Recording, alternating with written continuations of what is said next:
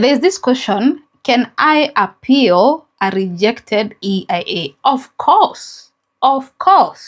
Tuseme tumefanya report, uko na project fulani unataka kufanya, unataka kuestablish quarry.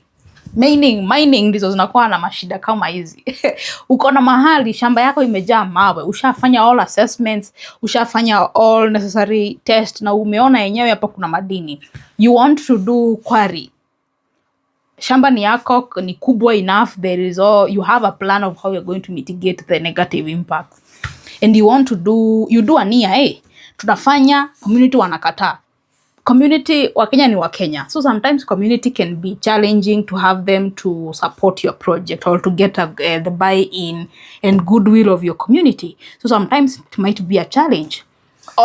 Everything, I have done a project in the past where it was a quarry, and public participation was done, the barazas were done, chief walikuwa, the local leadership walikuwa, na community wakasema they support the project if this and this and this is done. So they supported the project and there was commitments done by both sides. Mse wa quarry atafanya hivi na hivi na hivi. Akifanya hivyo, we have no problem with them. In fact, they are bringing benefits to the community, due to a job and everything.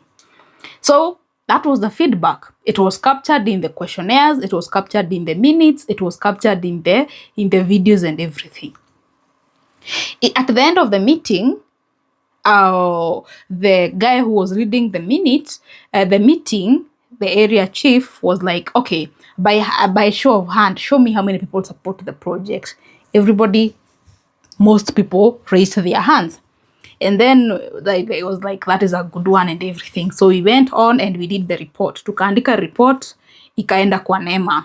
Kila kitu iko, tumeattach questionnaires, tumeattach minutes tumeandika, zimesainiwa na chief, zimekuwa certified na chief, everything is done as it should be. Tumeattach mpaka those notices zenye tulikuwa tumepublish za kuita watu community to show that waliitwa on time and everything. Then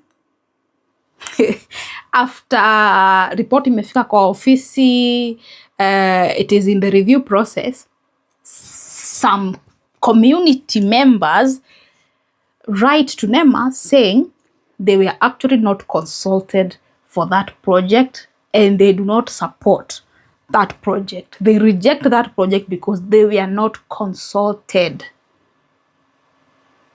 Unfortunately, the person who was actually channeling that and leading that group of the community that was rejecting this project was very well captured during the meeting, raising their hand in support of the project. He was one of the people who were in the project supporting. They actually expressed their support. But now, after everything is said and done, politicked, and now he's the guy who is leading the mob to say, tumekata, reject.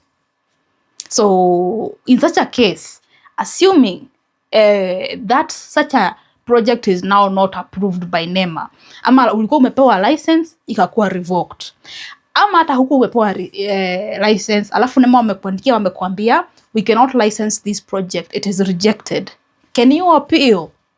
Of course, yes.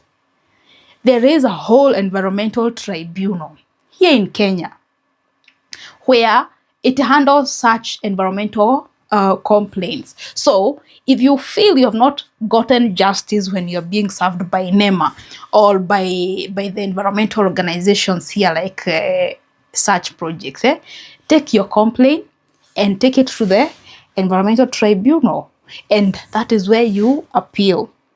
Remember, here in Kenya, even the court system, we have the High Court that deals with land and environment. We have a land environment court here in Kenya, and you can also appeal your reports there, your complaints, all your complaints there. So yes, if your project is rejected, you can appeal. You have that provision. In case you're in need of this, make sure my number is up in the bio. Call me and let us see the way forward on such issues. Usinyamaze na shida.